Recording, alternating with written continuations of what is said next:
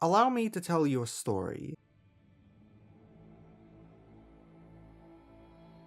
There have been many multiplayer games that I have dabbled with throughout the years, many of which I have already shown on this channel, from the horrifying trials of Dead by Daylight to the comedic antics of Repo. But of all of them, none have had quite as big of an impact on my life as League of Legends. In case you were lucky enough to be unaware, this multiplayer online battle arena has been a massive time sink for me for over the past decade, with an insane amount of characters to play, all of which have interesting and unique stories. Well, most of them. Though over the past few years, the experience with the series has been a bit of a roller coaster. We've had such highs as amazing stories and cinematics, new game modes like Arena, Swarm, and Brawl freshening up the game, and we even got to see the universe expanded with things like Legends of Runeterra and Arcane. But in recent years especially, things have been really bleak, with several retcons that have made the series worse, the attempted removal of free-player progression, mass layoffs, especially in the art and lore departments, and increasingly predatory monetization that culminated in a $500 Ari skin and $200 gacha skins that Riot is content with because for some reason people are buying it. That was really bad. This past year especially has felt pretty dire for the game, to be honest. And yet despite that, I still hold the series close to my heart because it's how I met all of my close friends, and without them I wouldn't be who I am today. So you know what? If this series is potentially going up in flames, I might as well knock something out that I've been wanting to do since I've started this game.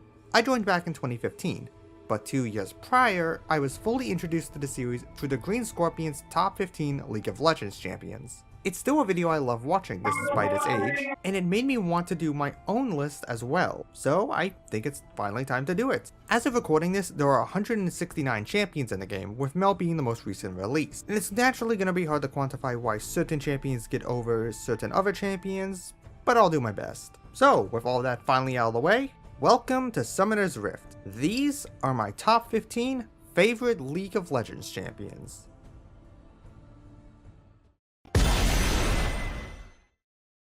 Picking number 15 was probably the hardest choice I had to make on this list. You may think it'd be harder to figure out what my top choices are, but I already know who I really like, and it mostly came down to just choosing the order. But trying to figure out who my 15th favorite champion is, while also figuring out why they managed to get on this list over ones who didn't, and why they weren't any higher, yeah, that's definitely a lot harder than trying to figure out what I already know. And while there are several other characters I still could have gone with, I ultimately went with the champion that I found myself considering for the spot the most. There is no antidote for me. Though if I'm being completely honest, this is still probably a bit of a weird choice. While still being a champion that I really like, I feel I have more issues with Cassiopeia compared to a lot of other champions on the list, mainly in her design and lore. Her design is mostly fine, being a traditional Naga with some Shuriman influence, which does make sense given that she spent most of her time there, but she's supposed to be Noxian and part of the Black Rose, and yeah, I'm sorry, that just does not come through with her design. I think it's mostly the lack of blacks and reds, given that's the color scheme for Noxus. And this is even after her design got updated, though I guess that was before Noxus's visual theme was decided on. This is also mixed with a bit of confusing lore, where she's hiding out in Noxus because people view her as a monster? Like, okay, sure, she was cursed in Shurima, so this isn't a normal appearance, but dude, you're in Noxus, the place with demons, minotaurs, and God knows what else. I think a snake lady is the last thing people would be bothered by. It just feels like a weird disconnect between how her story is written and how the world should be set up. Hell, this is especially confusing because shouldn't the Black Rose be interested in her power? Like, if they're working with Elise, who is literally working with a fucking spider god, you'd think they would give a shit about Cassiopeia having weird snake powers, right? That being said, I really like her gameplay. Being our first mid lane mage, Cassiopeia falls into the category of a hyper carry, which is basically a fancy way of saying if you give her an inch, she will take the entire mile. Her main game plan revolves around her E, Twin Fang, a point-and-click ability that deals not great damage on its own, but it's extremely spammable and is empowered when striking a poisoned target, dealing more damage and healing her in the process. Because of how fast she can output this can allow Cassiopeia to shred her opponents, provided she is willing to murder her E key. Both her Q and W apply poisons to the opponent, but they also have their own unique benefits. Q has poison that lingers on them after their hit, and it gives Cassiopeia a movement speed buff, while her W leaves a puddle of miasma, which only poisons people who stand on top of it, but it has the benefit of grounding them, preventing them from using any movement abilities. W is mainly used as the offensive option in case someone tries to get on top of you, but it can also be used to trap someone who's trying to flee away from you, while Q is mainly used to set up your E's bonus, though it's also really good at harass on its own. Like if you're not able to safely use your E in fights or in lane, you can very easily put points into your Q and then use it to just harass your opponent out. Especially since not only will you have the movement speed to get away from them, but the poison also applies the effects of items such as Liandry's Torment and Blackfire Torch. And speaking of items, that's another really big benefit Cassiopeia has over other champions. Cassiopeia can comfortably buy 6 items. Usually champion builds will have 5 main items, as well as a set of boots so they can move faster, but thanks to Cassiopeia's passive Slither, which I refuse to call Serpentine Grace, Cassiopeia naturally gains movement speed with her levels at the cost of not being able to buy shoes. While this sounds like a problem early, and we do lose the bit where she wore it as a hat, the movement speed she gets from her passive outclasses the boots later in the game, and it frees up her last item slot, allowing her to get more damage. Yeah, people can sell their boots later in the game, but that will cause them to suffer a loss in movement speed, while Cassiopeia doesn't suffer from anything. Top this off with her ultimate, which can damage and stun enemies who look at her, and you have a champion that can easily run down the enemy if they're given a chance. The only downside for her gameplay wise is that she is extremely mana hungry early, so you're desperately going to want to get a Tear of the Goddess as soon as possible. And the fact that a lot of her stuff, both items and ability wise, are very late game focused, this opens her up to being shut down very early, which can ultimately result in her being fucking dead weight.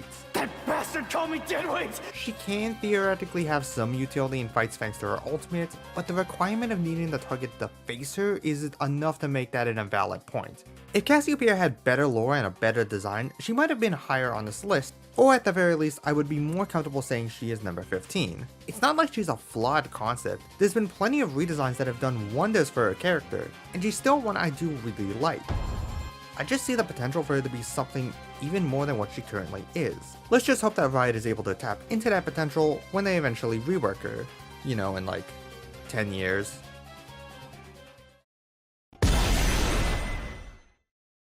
So, a good chunk of characters are on here because I enjoy their gameplay, which makes sense. I can appreciate some characters having amazing lore or sick-ass designs, but if I don't enjoy playing them in the online battle Vibio game, it's gonna be a bit of an issue. But for number 14, he's mainly here because I love this kind of character.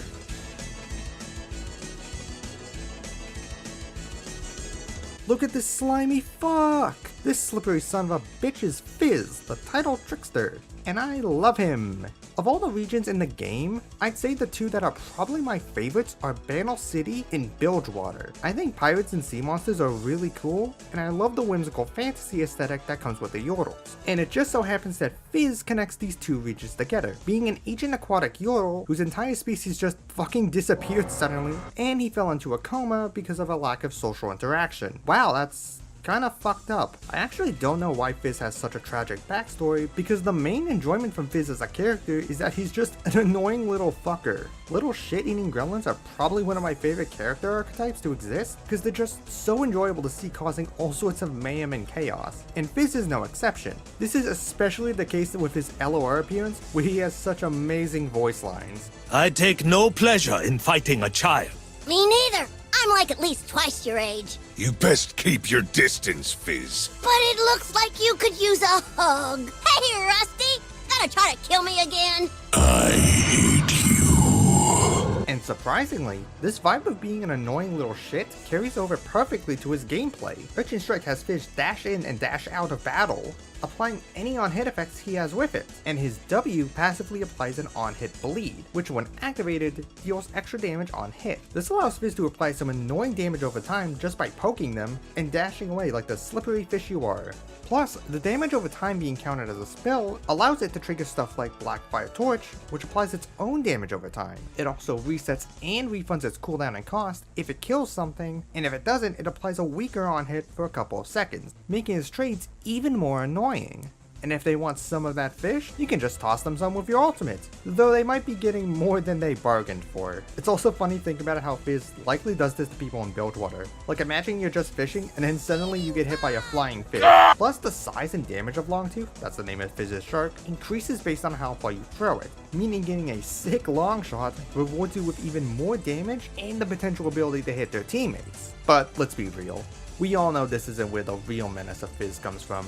That would be his E, Playful Trickster. Upon casting it, Fizz hops up onto his trident and becomes completely untargetable. Sure, he still gets hit by damage over times and tethers, but everything else? Nope. Skill shots? Auto attacks? Fucking Torf's ult? Nothing can touch this little gremlin while he's up on his pole. You can also recast it to jump down and deal damage to enemies, but if he waits a couple seconds, it hits in a larger area and even slows enemies it hits. This one ability is your bread and butter and every other condiment on the sandwich. It deals a chunk of your damage, allows you to avoid damage, it catches up to fleeing enemies, it's great to disengage after poking, it goes over walls, and it's just really fun to use. With all these positives, it's gotta make you wonder why I said Fizz was only here mainly because of his character if he has such fun gameplay. And that's because I don't like playing assassins. I find most of them not fun to play, and consider them to be especially infuriating to play against. And this can sometimes be the case for Fizz as well, especially when Storm Surge was super broken. Not to mention Fizz also has one of the worst passives in the entire game. Granted, Fizz is hands down my favorite assassin to play, and I even went out of my way to get Mastery Rank 7 on him in the old system, which was a fucking pain in the ass. But because of my issues with assassins, I find myself struggling to really want to actively play Fizz. And sometimes you just end up in a match where it's hard to actually do your assassin things and it just feels fucking miserable. However, he'll still always remain as one of my favorites for his character alone, just as long as Riot doesn't fuck it up somehow.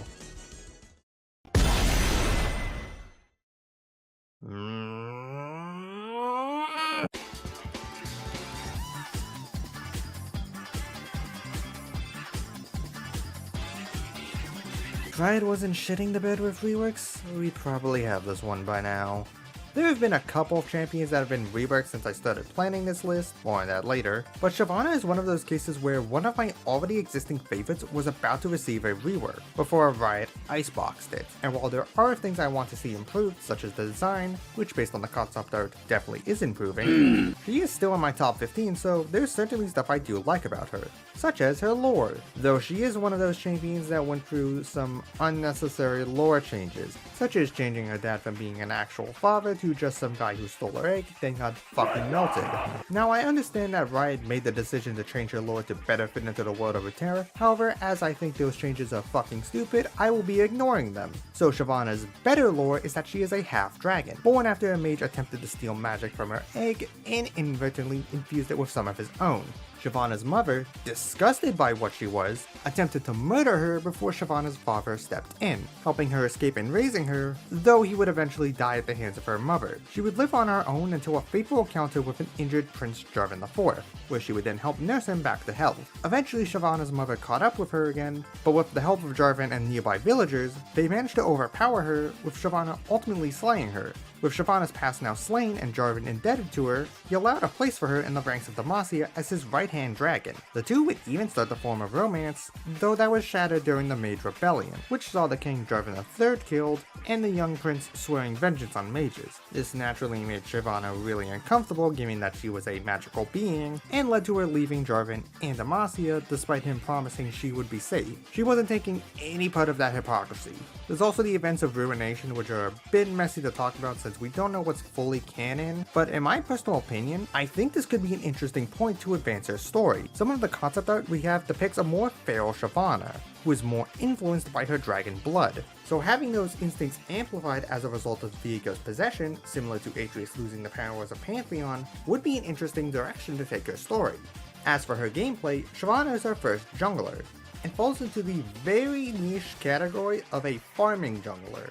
Basically, these junglers tend to focus on farming whenever they can, in order to reach a powerful power spike, usually level 6, before having some truly influential ganks. For Shyvana, this is because of her ultimate Dragon's Descent, which has Shyvana leap forward and transform into her dragon form, knocking back and damaging any enemies in her path. This is already a strong engage tool, but the more important thing is it empowers all of her basic abilities similar to Karma's mantra, and these buffs can be insanely good. As for said basic abilities, Twin Bite has Shyvana strike an enemy with a fierce auto attack, dealing extra damage and applying on-hit effects twice, and reduces its own cooldown by half a second every time you auto attack something. While empowered, it now deals damage in an area around the primary target, though the second hit doesn't apply on-hit effects for some reason. Burnout, aside from being a depressingly relatable name, creates a ring of fire around Shyvana and gives her additional movement speed, burning nearby enemies. Her auto attacks now also deal on-hit damage and extend the duration of Burnout, making a combo with Twin Bite. The dragon form of Burnout is simply bigger, kinda boring, but Fire Breath is where things get fun.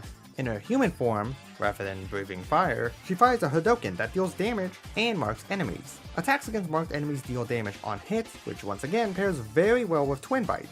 But the real fun comes with the dragon form.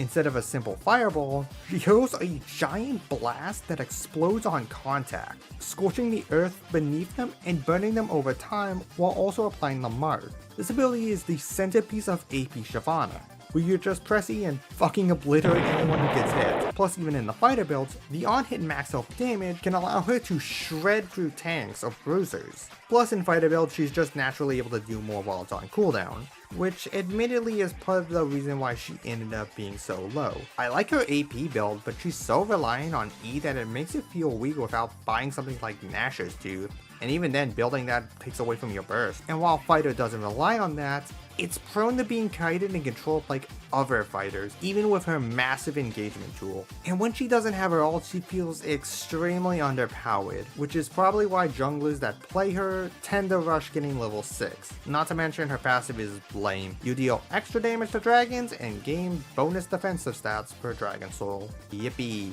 It has some different functions in the other game modes, but I do wish she naturally kept the ARAM buff, where she also gains bonus fury generation. Anything to keep the dragon form up. And speaking of dragon form, Oh my goodness! yeah, Shyvana's model has aged extremely poorly. Legends of Runeterra does make it look a bit better, but in League, it's rough. She looks malnourished and like she's gonna snap. These factors were enough to bump her down a few more slots than I was originally planning, but it's not enough to take her off the list. Maybe she'll be able to rise back up once the rework comes out, you know, in 50 years. Never have any expectations of it, then you won't be disappointed. Let's continue on the subject of reworks for a moment, because it's kind of important for this one. While most people think they're a modern thing, reworks aren't actually anything new. Since the game's inception, there have been a ton of changes which can be classified as reworks, but the kind we know of nowadays started around 2013, with the full relaunch of Karma, which was considered such a big deal at the time that they gave her a skin to represent her past self. They would then do this 2 more times, with the launch of Lissandra going along with 2 more major updates. One was for a champion being moved to a new region with a completely new backstory, and the other one was because she needed some clothes.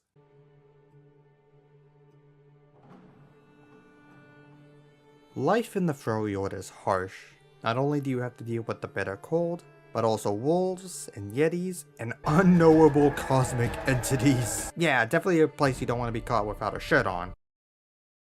Okay, I guess some people can go shirtless, but that isn't the case for Sejuani, War Mother of the Winter's Claw, one of the 3 major factions in Freljord. She lives by the rule that only the strong can survive. After a life of hardship due to neglect from her mother and grandmother, Sejuani planned to overthrow them and become the new War Mother instead, raiding and destroying nearby tribes to rally others with her. She even managed to raid a Noxian warship and free a Druvast, who she would name Bristle and would serve as her noble steed. She eventually overthrew and killed her mother, and has taken the Winter's Claw from the brink of ruin to being one of the most feared tribes in the Freljord, though she would constantly get into feuds with her former battle sister Ashe. Currently she is leading a raid into Volibear's territory to claim an artifact he had stolen, so we'll see how that turns out eventually, maybe, probably not. As for her gameplay, Sejuani is a tank primarily played in the jungle. I guess it would be a good idea to mention that tanks tend to fall into one of 2 categories in League: Vanguards and Warden. Wardens are more defensive tanks, using their abilities to protect teammates and disengage enemy assassins. Vanguards, meanwhile, are the ones all about starting fights, throwing themselves into the enemy to try and lock down their carries. Sejuani naturally falls into the latter category,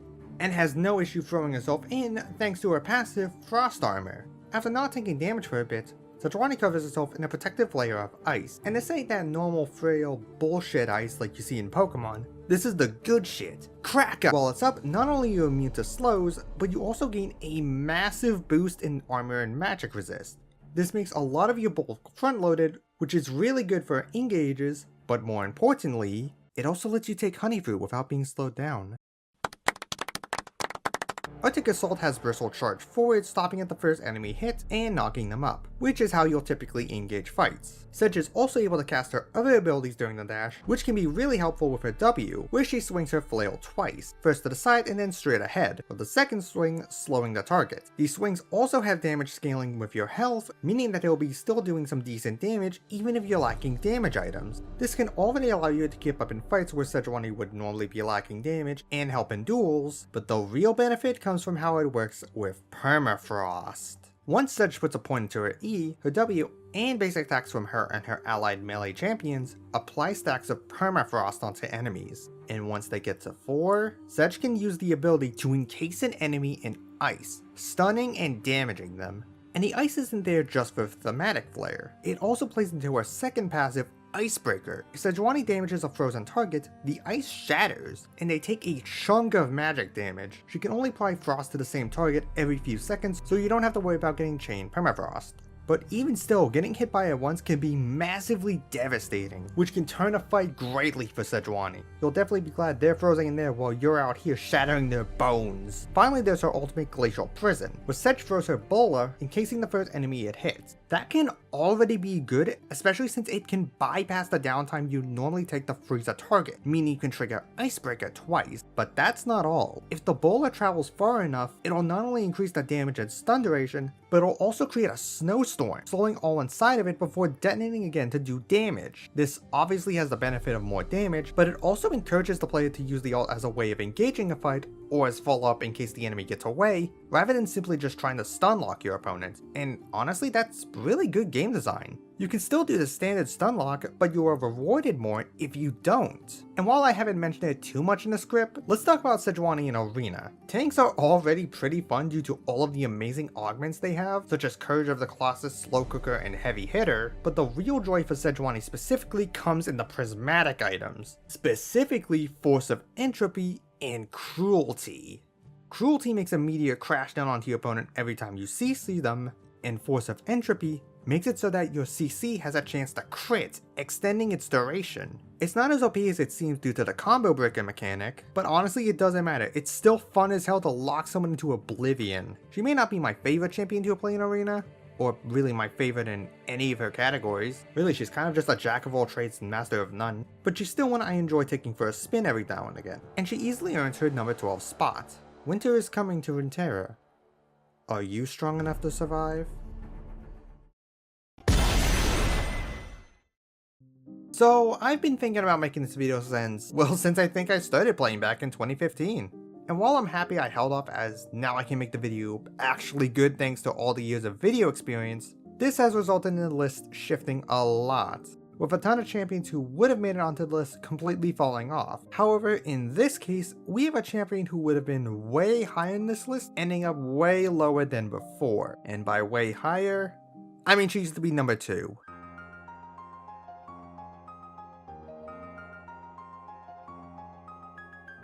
Like Fizz, Poppy is a Yordle, though she never really fit in with the chaos that the rest of her kind was known for. Longing for a purpose in life, she traveled to the unclaimed west of Valoran, where she would meet a traveling caravan led by Orlan. Two would travel together and become close friends, and eventually they would end up founding the nation of Demacia. Unfortunately, Orlan was merely a human, and Poppy was a spirit with a long lifetime, and even if she did die, she would just respawn in Vandal City. So if you were sad about Heimerdinger dying in her game, don't worry, you didn't.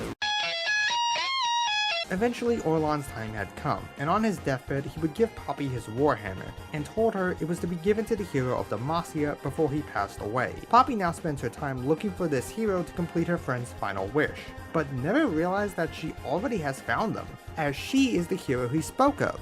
Though if you ever suggested the idea to her, she would not take you seriously. This has led to some players finding Poppy rather annoying, like her outright refusing to consider the idea of even being a hero.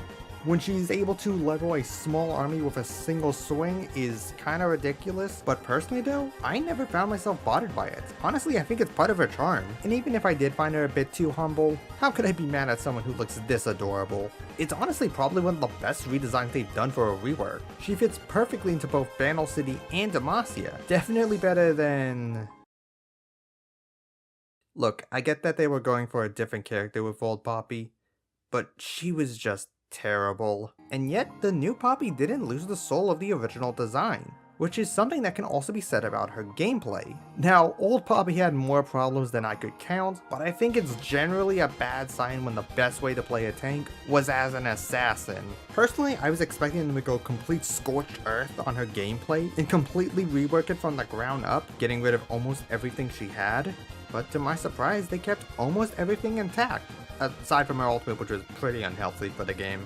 Her old passive was made part of her W, and her Q and W were updated in ways that feel like the same abilities, while being completely different. Plus, she got a new passive and ultimate that felt way more in tune with how her gameplay was supposed to be. Really, the only thing that remained unchanged was her E, Heroic Charge, which, to be fair, was her best ability. But the press of a key, Poppy tackles an opponent, damaging and pushing them a short distance. If she and the target run into a wall along the way, Poppy will then stun the target for a few seconds. This is great for both getting enemies off of your allies, but also for engaging a fight, especially since it sets up for her Q. With a thrust of her hammer, Poppy wallops her target and creates a slowing zone for a second, which then erupts for more damage. Great for chunking enemies like your old Q, but now has the added utility of a slow and wave clear, making it even better for trading in lane. Steadfast Presence, in addition to passively increasing her armor and magic resist, doubled while on low health, can be activated to give Poppy a boost in movement speed for a few seconds. It may not seem all that impressive, but while she has this buff, she also creates an aura around her, interrupting and grounding anyone who tries to dash into it. While it doesn't stop blinks, it's fantastic to stop champions from dashing on top of your carry, or keeping someone from escaping you.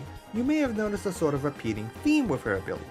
They're both good offensively, but they're also really good for defending her teammates. She can very easily engage a fight and lead a charge, but she can also ensure that her teams don't get absolutely obliterated. She can be as much of a vanguard as a warden, toss herself into the enemy lines and throw down as much as she wants, as well as appeal for your carry and keep them safe, which is extremely fun because it allows you to adapt based on how the game's going.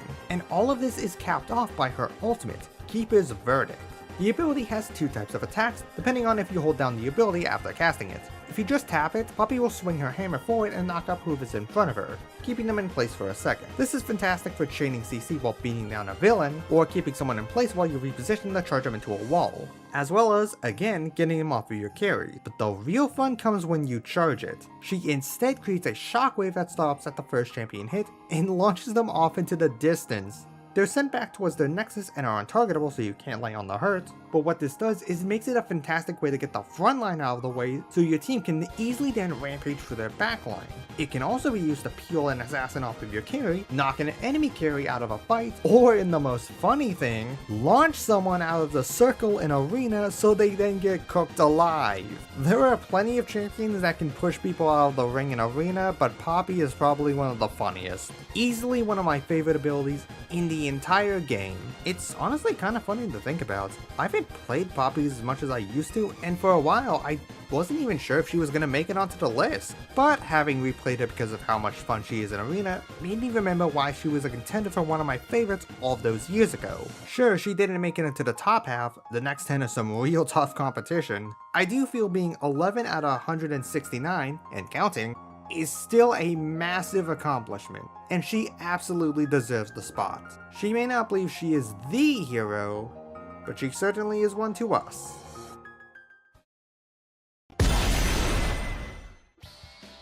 As we enter the top 10, you may have noticed that there's a specific type of champion that hasn't made an appearance yet, Marksmans. Being the main class of one of the 5 positions, you'd think I'd talk about one of them sooner. Well, the truth is I don't like ADCs or most traditional Marksmans. So I guess it's a good thing that Graves is anything but traditional. An outlaw from Bilgewater, Malcolm Graves has spent most of his time doing what he's best at, being gay and doing crimes, racing around all the seas of Bilgewater with his best buddy Twisted Fate. Unfortunately, things would end pretty sour when a heist went wrong, ending up with Graves in a slammer, and him believing Twisted Fate had betrayed him. He would eventually escape and swear vengeance on his former partner, which was eventually resolved in the fantastic Burning Tides event. Now the pair are back to working together, and doing what they usually do, being gay and doing crimes. Also, Graves was a Sentinel of Light for a bit, which was one of the only good parts of that event. In fact, it's honestly kinda shocking just how much lore Graves has gotten over the years. He's rarely a major character in most stories, but he shows up quite frequently in them. Probably just because he's a fun character to have around. But the more interesting thing to talk about is his gameplay. Interesting because I'm pretty sure a lot of new players don't know the history behind it. Back in the good old days of League, which I can say since it was a decade ago, Graves didn't play like how he currently does. Instead, he played like every other marksman. And I do mean every marksman. A common complaint back in the day was that a lot of ADCs felt the exact same. Sure, they had different personalities and abilities, but most of them built the same items, focused mainly around right-clicking, and there even was some common ground between how their abilities were designed. Riot eventually sought to fix this issue in 2015 with the Marksman update, and while there were some changes that definitely weren't great, looking at you Sentry Cog, the standout rework from this was easily Graves, who got overhauled to the point that he had an entire role swap, going from an ADC to a jungler, and personally I find that more fitting for him. Bro's going around robbing people, why is he stuck bot lane babysitting Blitzcrank? The big reason for this change was the rework done to his passive, which completely changes how his auto attacks work. Instead of firing a single straight attack like other carries, Graves fires 4 pellets in a cone, 6 if it's a crit. Each pellet does less damage than a standard auto attack, but if you land all of them, it adds up to more damage than what you would have normally gotten, which can lead to some crazy bursts. And what's even crazier is that this is one of the few ability changes that has a lore reason behind it. During Burning Tides, Graves' shotgun Destiny was lost at sea, with Twisted Fate saying he knew a guy in Piltover who could make him a new one. That happened a few months before the update came out, and oh yeah, what was Graves' new passive called again? New Destiny. Very clever. Though the gunsmith wasn't able to perfectly replicate everything, as he no longer has a bottomless clip. Yeah, Graves has a reload mechanic, only being able to fire 2 shots before having to reload. This idea was likely inspired by Jhin, who was in development around the same time, and while thematically it's wonderful for Jhin, I actually like it more on Graves. Dear God. Needing the reload makes his shotgun feel, well, more like a shotgun, and allows for him to give each individual shot more punch. Plus, unlike Jhin, who needs to sit around and wait for the game to reload on its own, Graves has the ability to manually reload a shell thanks to his E quick draw. What was originally a dash with nothing more to it, Riot managed to spice it up by adding so many effects to it that it was like they were designing a Yu-Gi-Oh card. In addition to the dash and reloading a shell, Graves now gains stacking armor while in combat, and can reduce the cooldown of quick draw by half a second for each pellet that hits a champion. So a good meat shot gives you 2 to 3 seconds back depending on if it's a crit, and because the armor is stacking, it coming off cooldown quicker allows you to stack it up even more, making you far bulkier than anyone would expect, and allowing you to continue getting in close for those meat shots. Graves loves close quarter combats, a factor helped by his other 2 abilities. W throws out a smoke grenade that slows and nearsights those inside of it, while Q fires an explosive round that leaves gunpowder behind it, igniting it after a second for extra damage. Or if the shot connects with a wall, making it extremely deadly in enclosed areas. And if the enemy tries to escape or body block for the dying guy, your ultimate can easily make work of them. All of this raw damage and bulk from Graves' E makes him a very versatile champion, and has actually allowed him to have multiple different kinds of builds. There's your standard assassin build, maxing out all of your damage to just obliterate anyone who gets near you, a bruiser build that makes use of items like Black Cleaver and Death Stance to improve your survivability and long-term damage, and my personal favorite, Crit Graves, stacking up the crit chance and damage to allow your auto attacks to just wipe people off the face of the earth, while being able to tank bust and use your E more frequently. There's so many fun ways to play Graves, and that's even before talking about some of the arena synergies. Like, not only do the crab stages make end of the line better, there are some really fun augment combos you can pair with him. With all of that said, there is one major thing holding Graves back, and it's something that I neglected to mention earlier.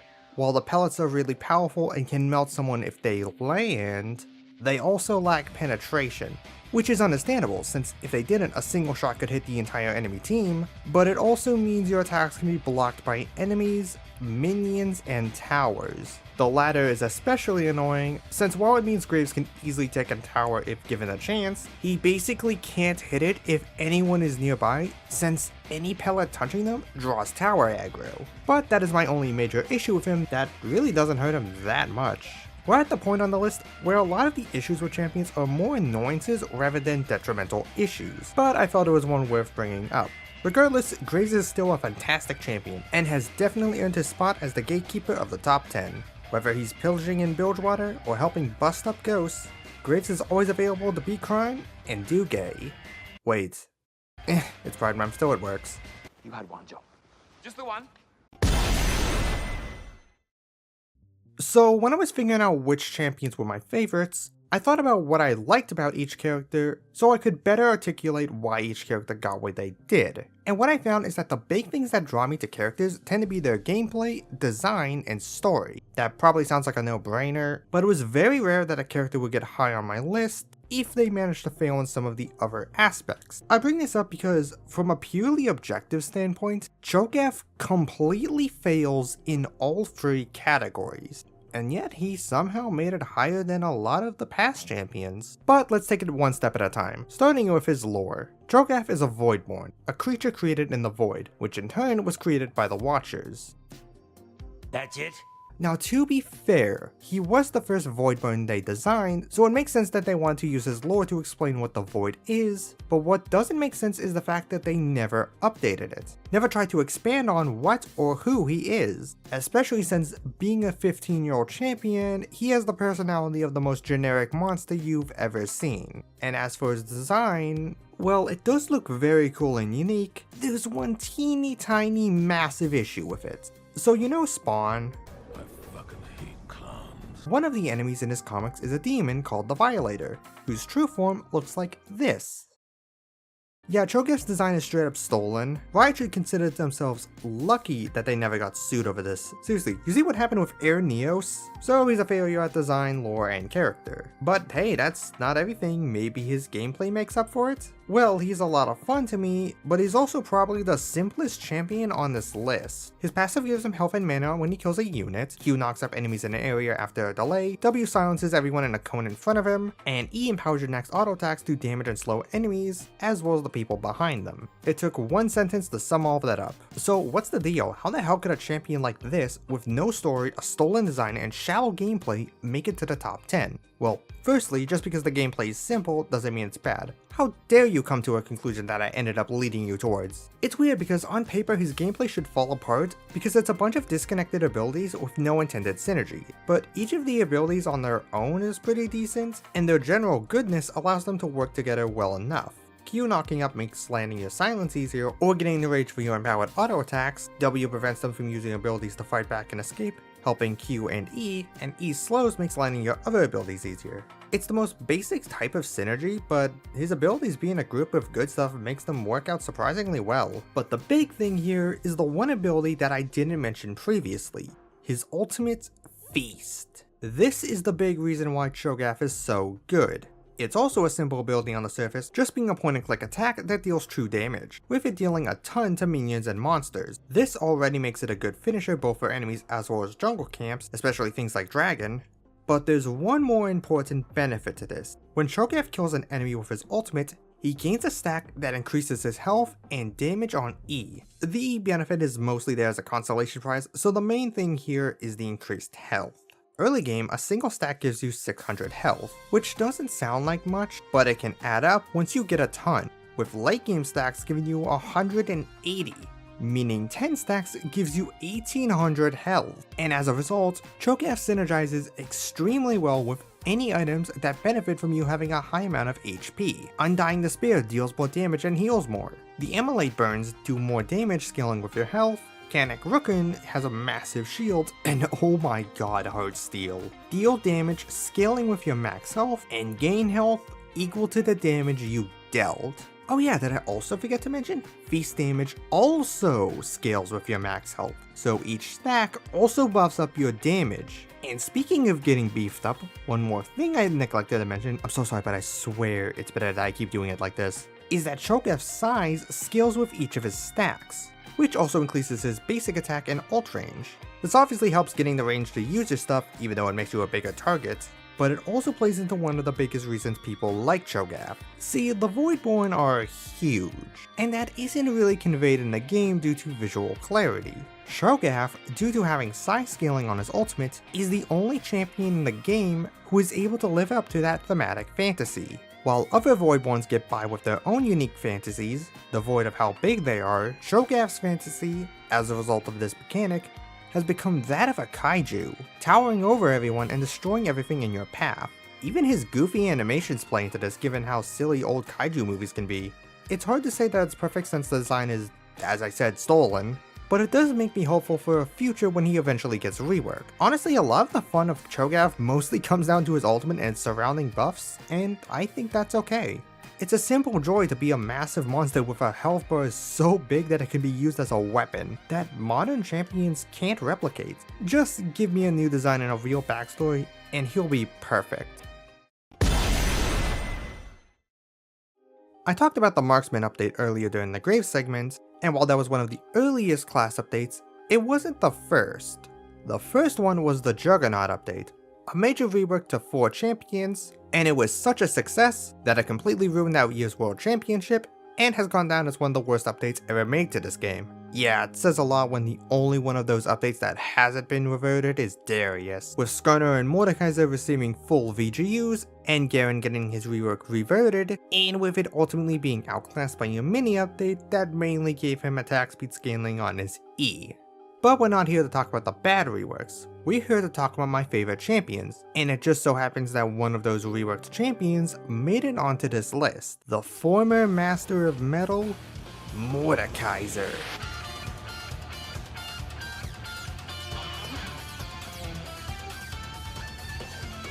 A warlord in life. In death, Sun Uzal was met with a wasteland of souls. Not content with this, he returned to the realm of the living to wreak havoc once more. Though he was stopped by a conniving snake, this was ultimately part of his plan, as every soul he had slain joined him in the afterlife, turning it into an empire all his own. Hot damn! No wonder he's called the Iron Revenant, because that's metal as fuck. There honestly wasn't even more I could ask from his lore, even though Riot did decide to give us some more, because it's already so fucking cool that it stands on its own. Not to mention the design is sick as fuck. Even without the base cool factor of being a heavily armored ghost, the design alone is so fantastic. I especially love the chest area of the armor, mimicking a rib cage, and it honestly makes the $200 gacha skin of his human self completely worthless. Also a massive upgrade to his original counterpart, which was honestly kind of a bit generic. Another massive improvement was his gameplay, which actually changed in a way I wasn't expecting. The thing about Mordekaiser's old gameplay was that it sucked ass, and it was entirely Riot's fault with the Juggernaut updates. Originally designed as a mid or top laner, Riot for some reason tried to force him as a melee bot laner, which don't get me wrong can work, as shown by Neela, but the thing about her is that she was designed for that role from the ground up, not forced into it. So obviously moving him back to a lane that he belongs in was a given, but I expected them to change everything about him, but instead they kept most of his stuff intact. Q&E is similar in concept, and his passive W literally just got swapped. Iron Man and Harvester of Sorrows, oh by the way, all of his abilities are named after songs, which is fucking cool, got traded out for Darkness Rising and Indestructible, which managed to keep the functionality of both the abilities while improving them. Darkness Rising gives him a storm that damages those around him after he lands 3 attacks, and also gives him extra movement speed allowing him to stay on top of people. And W stores a percent of the damage dealt to him and enemies as a shield that can be called upon by using the ability. It can also then be cast again to heal a portion of the remaining shield. These both give him pretty good training in lane, made even better by Obliterate, which has him slam his mace Nightfall onto the ground doing damage, increased if it only hits one target, which can do a comical amount of damage. Plus, being an AoE slam, it makes it pretty good for wave clear even if it doesn't have the extra damage. And if people aren't getting in close enough, just use Death's Grasp and yank them towards you. With proper trades, you can easily bully out people early, and it only gets better as you get items due to some disgusting synergies. Rylai's and Liandry's especially, since they can be applied by your passive, and completely melt those who are in your grasp. And the Riftmaker makes it super hard to fight back, and all of this is capped off by one of the coolest ultimates in the entire game, Death Realm. While I do miss the old Ghost Dragon, and part of me does wish that became his ultimate, this is one of the coolest things I have seen. Mordekaiser designates a target that he wants to bully and drags them kicking and screaming into the afterlife, ready to tear them apart. And during this time, he steals a portion of their stats so that the fight is in his favor. There is a time limit before they are sent back to the living realm, but should he kill the target before time is up, he'll then get to keep their stolen stats for a brief while afterwards. This ultimate is so incredibly fun, allowing you to trap a lone target, cut a support off from their team, get a carry out of a fight, and so many other things. And holy shit, look at these backgrounds. It's cool, fun, really powerful, and it's the entire reason why he's not higher on this list.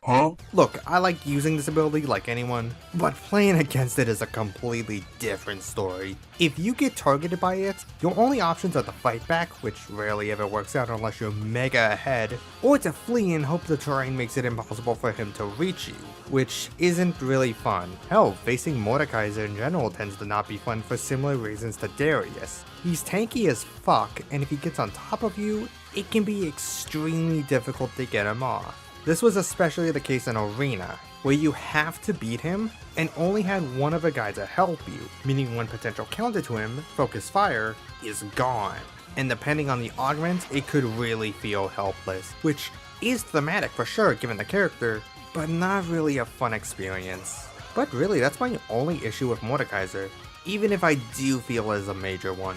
I kind of felt like I had less to say about Mordekaiser than a lot of other champions, but I feel like a lot of why he's so cool is pretty obvious. There's a reason why a lot of people are disappointed that the Ruined King wasn't as metal as this Crownless King. While Mord is probably the most powerful ghost around, he isn't the only one in Runeterra. In fact, there's an entire region full of souls that have been unable to pass on. The Shadow Isles. A land shrouded in unlife, after the desperate attempts of a broken man damned it all. There are many champions there that could have taken this spot, and probably have for other people, but for my number 7, we've got to look elsewhere, and seek the Gravedigger of the Isles.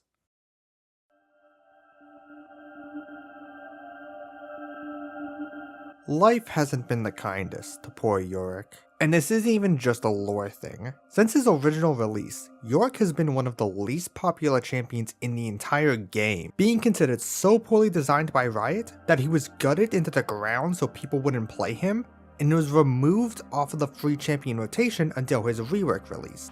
Hey, I've seen this one. And even after the rework, he suffered from a lot of design issues that led to people not really enjoying him that much. And while recent changes have improved him greatly, his legacy is that of a character that has been let down by Riot. But as someone who actually enjoyed old Yorick to an extent, and especially the new one to the point that I got Master Rank 7 on him the week the rework dropped, I'm able to see all of the good that exists through this mess. So as the storyteller that I am, allow me to recount you his history. Yorick is a monk from the Blessed Isles, who from a young age could see the spirits of the dead. He would help those spirits find peace and move on to the afterlife, but he felt isolated from everyone else due to his gift. Even those in his order, he would serve until the day Viego arrived at the Blessed Isles and attempted to resurrect his wife, resulting in the ruined nation and the death of all those on the island. While all the other monks tried to ward off the curse using their blessed waters that they kept with them, Yorick was the only one to not drink it, and subsequently was the only one to not be fully corrupted by the Black Mist.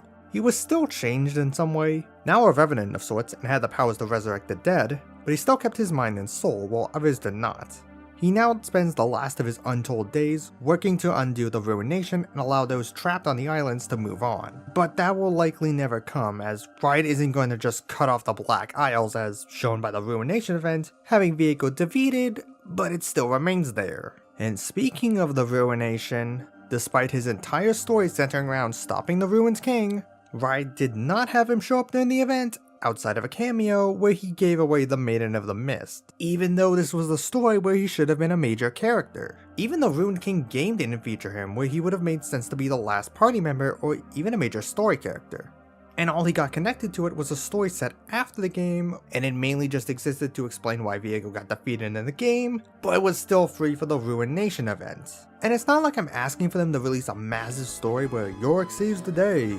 I just want him to be included in the story that he should have been part of. And the crazy thing is, I don't really mind him being more of a side character in these stories. I know a lot of people expected him to be the big hero of the story, but Yorick never seemed like that type of character to me. Even in his old lore, he was just a gravedigger who was the last of his bloodline, who lost his memory upon passing away and was trying to find out about his lineage. Yorick is a tragic figure rather than the main character of a story, so I don't have issues with him being like that in the story. I just want him to, you know, actually be in the story. But I don't want this segment to just turn into a rant about the Ruination, so let's move on to his gameplay, which also had issues for the longest time. His gameplay revolves around his passive Shepherd of Lost Souls. Every couple of deaths around Yorick, a grave will be created, and by using the second part of his key while 3 or more graves are around him, Yorick would raise the dead as mistwalkers that would follow him around. They would go off on their own if they ended up in a minion wave where they would proceed to run it down like your average silver player, but they can maul anyone they get onto. Sounds pretty good. But unfortunately, the issue came from his gameplay relying too much on them.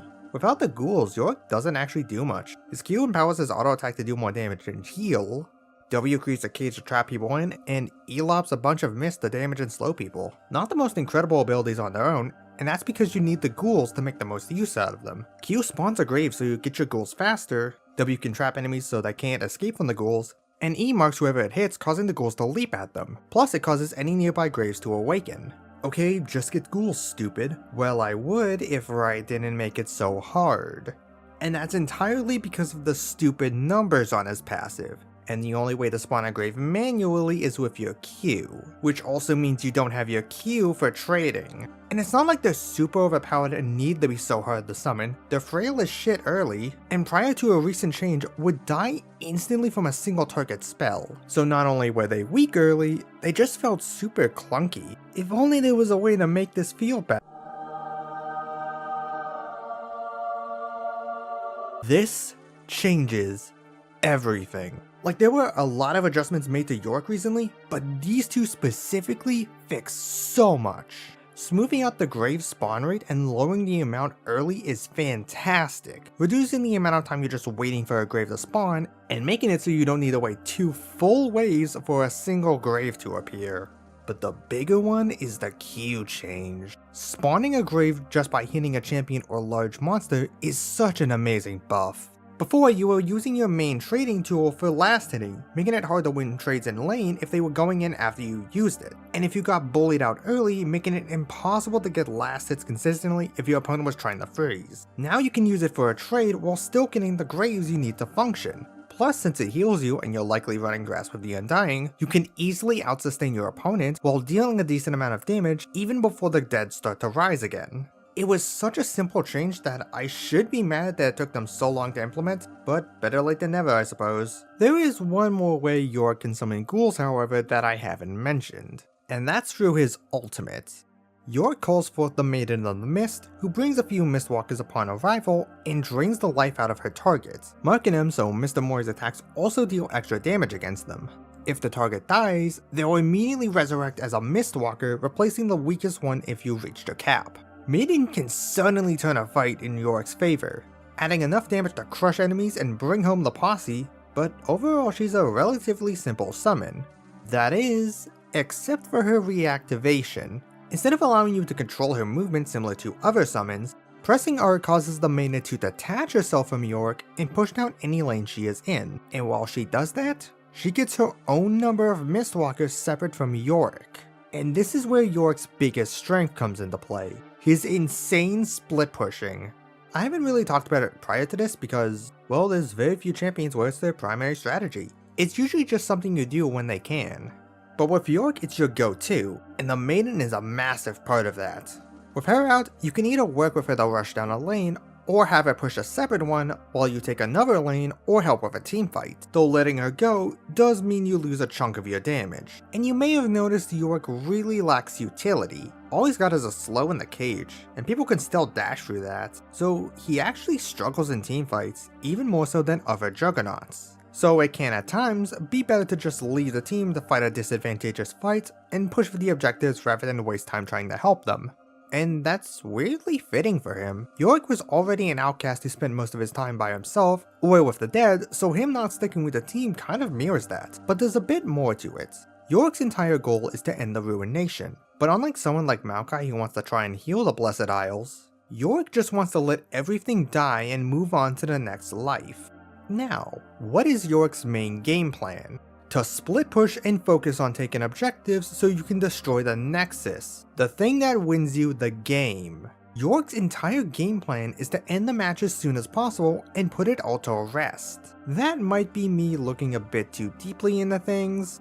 Okay, it definitely is, but it's a really cool connection that I was able to make between his gameplay and his story, which I think is pretty neat. And it's really tragic that most people don't see the beauty in it. And that's the key word I've been coming back to the most when I was writing this script. Tragic. Everything, both intentional and unintentional, paints a story of a tragic character, one who was doomed in the universe and neglected out of it, but still managed to do what he could to make things better. I'm happy things have been slowly starting to look up for Yorick in the most recent years, and hope it continues to improve for him because he's one of the coolest characters in the game, and deserves so much better. People may have forgotten who you were long ago, but I will never forget who Yorick Mori is.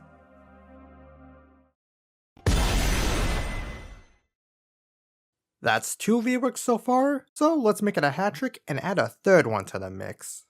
We've had 2 characters brought back by ghostly magic, but for number 6 we're talking about a character that was resurrected by something more scientific, and was reborn as something incredible. The gold standard for reworks.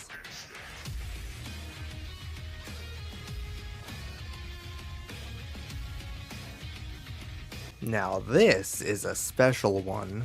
Not only is Warwick one of the oldest champions on this list, being here since the Alpha, but he was my first champion I ever played, back before he got his rework, so the rework was pretty special for me, and I think he managed to be changed in an absolutely perfect way, improving everything about him while keeping the same spirit as the original.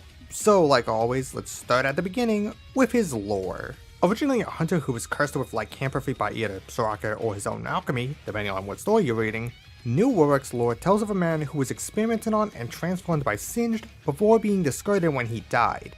This death, however, was all that was needed for the chemicals Singed pumped into him to take effect as Warwick's body transformed into that of a werewolf, bringing him back to life with an uncontrollable thirst for blood, though he tries to keep himself from attacking innocent people. We never actually knew much about who he was before the experiments, which was fine since it was clear that wasn't important, but we did actually get some hints throughout the years, and it did actually get confirmed. He's Vander, from the hit Netflix series. Is it a spoiler to say that now? Well, we did kind of figure it out before season 1, they made a skin explicitly saying it, and I did spoil Donger getting fucking atomized, so Though annoyingly, Arcane being canon does muddy up his story a bit, since he is supposed to turn into a full-fledged werewolf, whereas Arcane did that. I'm just going to step away from his lore because of that, though this abomination does let me segue into something that is better about current Warwick: the design. It takes a lot of notes from the original version, but with some cool new aspects, such as how he has bat-like ears and a fox-like tail, reflecting Singed using multiple animal DNA to create him, making him as much like a chimera as a werewolf, as well as the tank on his back being a cool visual aspect, especially with how it goes into his body. It's a case where they take a basic concept, werewolf, and add a few elements to make it truly outstanding. As for the gameplay, I have quite a bit to add given I actually played a decent amount of old Warwick. Being my first champion, he was the one I played to get better at the game, and he really helped teach me how to do a ton of things as a jungler, as well as how to use my brain. I remember feeling like a genius when I figured out you could toggle off his E to hide that you were coming nearby to sneak up on people, which is like the most basic thing to learn.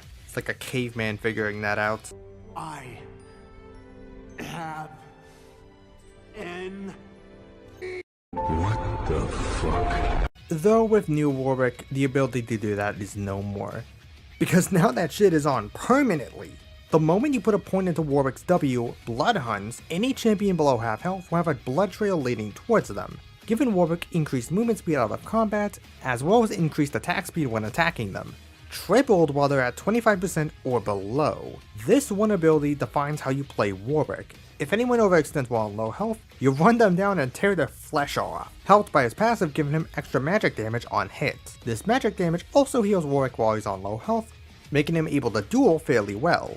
Okay, but what if no one is on low health? Well, then you can simply activate W manually, marking the closest enemy for 8 seconds and triggering Blood Hunt on them, giving more control over how you start fights. This can also give you the extra damage you need to bring them down low enough to naturally trigger Blood Hunt on its own, and if you can't do it with just autos alone, the rest of your kit has it covered. Jaws of the Beast is a pretty good ability for damaging enemies, allowing you to bite them and heal for some of that damage back, which is already pretty good, but more importantly, can be held down to swing yourself to the other side of them. Not only can this allow you to cut enemies off so they can't escape, it also follows any movement they use, meaning a well-timed W can prevent any escape.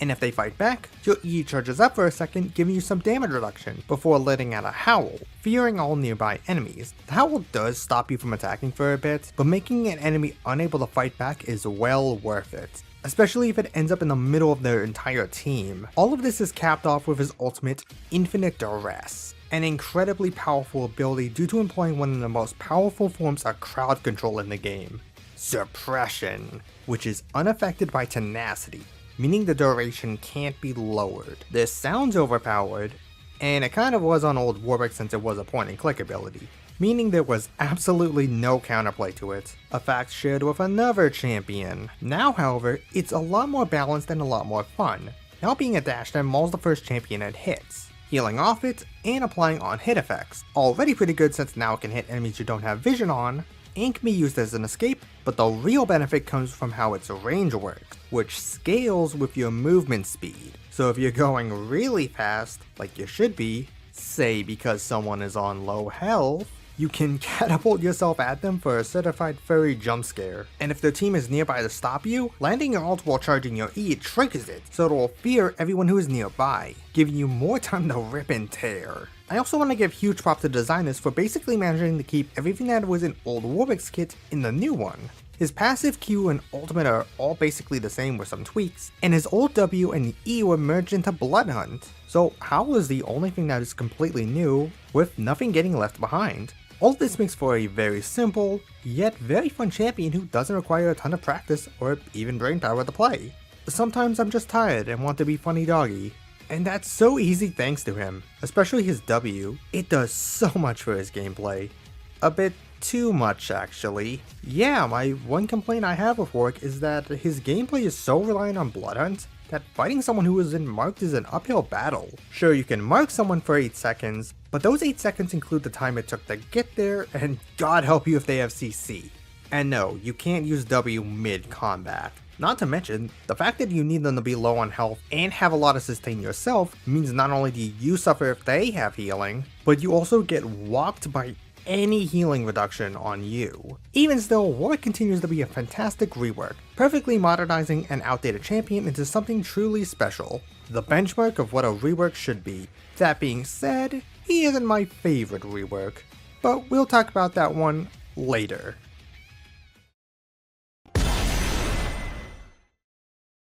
I want to touch on the countdown that inspired this video for a second.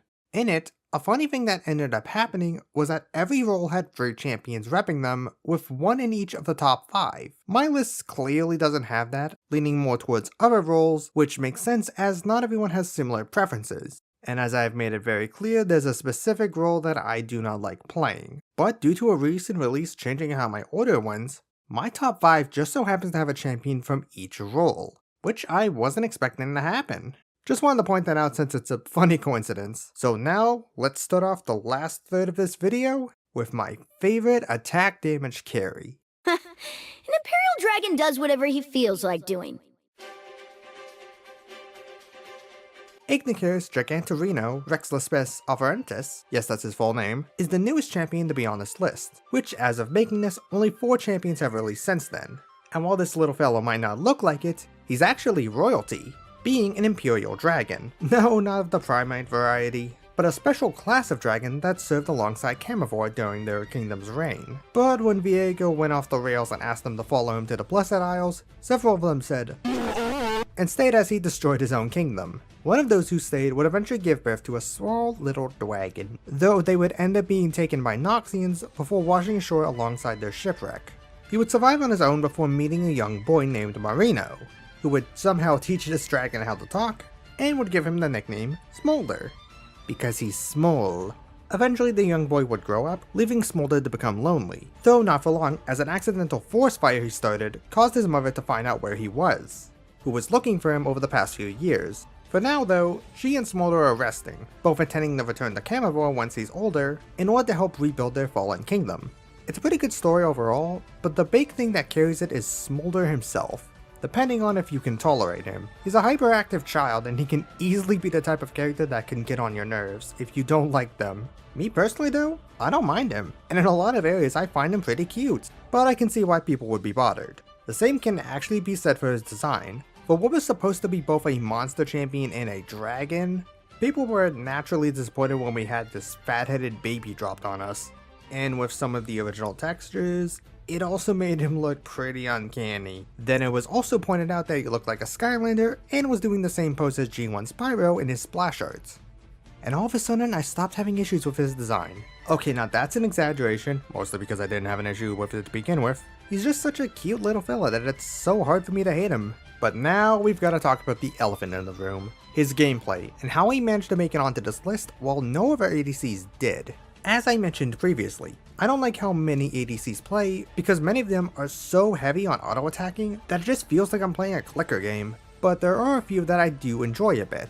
And most of them fall into the category of AD casters, basically ADCs who care more about casting abilities than right clicking. Smolder easily falls into this category, as not only is it the main source of his damage, but it's important for stacking his passive. Every time Smolder hits an enemy champion with an ability, or kills an enemy with his Q, he gains a stack of Dragon Practice, which adds additional magic damage to all of his abilities, making them more deadly as the game goes on. But more importantly, it improves how his Q works. At base, it's just a point-and-click ability, nothing special.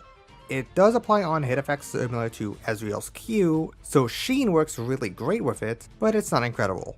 But as you gain stacks of Dragon's Practice, it becomes incredibly deadly. At 25, it explodes in an area, dealing damage to those around the main target, making it capable of wave clearing. This is already pretty nice, but at 125, it now has embers shoot off of it, hitting those behind the initial target, which makes it so good for poking enemies who are hiding off behind their minions, as well as clearing caster minions if you manage to hit a melee creep. Finally, at 125, the damage from Q ignites enemies on hit, during which they take percent max health true damage, and executing them once their health reaches a certain percent. Jesus. And that percent increases with passive stacks? Okay, I do like this little fellow, but that is a little bit too much. Built-in Elder Dragon is kinda fucking insane. It has been balanced out a bit, but I'm shocked it still remains in there. That outlier aside, Smolder fills the role of a hyper carry very nicely, and we've only gone over his first ability. His W, Achoo, has him sneeze a fireball that slows and damages those hit, pulsing if it hits an enemy champion for more wave clear and stacking. His E gives him a burst of movement speed, while he peppers nearby enemies, which is fine for an escape and chasing, but the real benefit is that it actually goes over terrain. It also attacks more depending on how many passive stacks you have, so in the late game you can just melt someone. And finally his ultimate, Mom, has the little baby cry for his mommy, and she does not take kindly to you bullying her child, scorching the earth as she flies by. If she hits an enemy champion directly, they take extra damage and are slowed, and if she hits Smolder at any point, he actually gets healed. This is a fantastic ability for engaging with a chunk of damage, great for during a fight to keep Smolder alive, and as a means to finish off fleeing enemies. Surprisingly versatile for a pretty simple ability. Plus it hits slightly behind Smolder, so aiming it in the opposite direction can catch them off surprise, which is very funny. Also worth noting that Smolder has a couple different builds you can try. There's the intended build of Crit with Infinity Edge, Essence Reaver, and Rapid Fire Cannon for some chunky Qs, but thanks to his scaling damage, a more brutal cruiser build with Spear Shojin, Triforce, and defensive items can also be really good. There's even an AP style where you just chunk people with W and ultimates, and regardless of what playstyle you use, you'll always be adorable as possible. I really went into this video thinking we weren't going to be talking about any ADCs because of how much I disliked the role, but Smolder was a pleasant surprise and has become one of my favorite releases in the past few years. I don't know when we will see this tiny fledgling again, but I really hope that it's much sooner than later. Just hope that he isn't too upset that he only got 5th place on this list. Sorry little buddy, but the next 4 got a lot over you. Well, my mom works for Riot, and she's gonna ban you.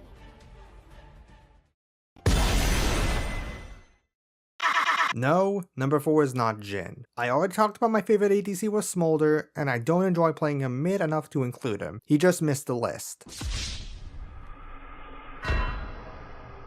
Though we aren't leaving the bot lane just yet, because we do have another role we can talk about. Supports. I'm actually kinda surprised we didn't have more supports to talk about, because it's probably my most played role, mostly because it's the role nobody wants to play, and if I'm playing ranked, I'd rather play the role that has influence over myself and another teammate, instead of just letting our bot lane fucking flounder.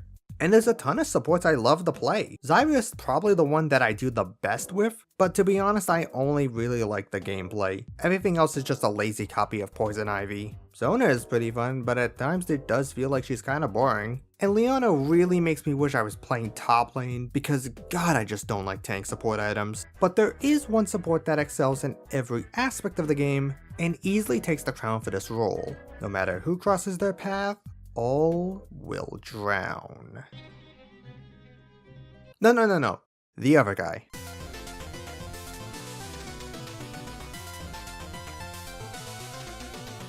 Kinda funny how I just shafted Leona when the crown for the best support went to another tank support in Nautilus. Though there are plenty of reasons why the Titan of the Depths managed to pull himself to the top. And I do mean plenty, because Nautilus, more so than a lot of other champions, does pretty much everything right in my books. And that's not an exaggeration. From gameplay to design to story, everything is amazing.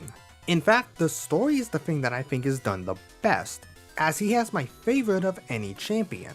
A diver from Bilgewater, Nautilus would work for anyone who asked, with his only condition being that the crew would make an offering of some gold to the sea before he entered. Now most people thought this was merely a made up superstition, but it got him to work and they made a lot more than they lost, so they went along with it.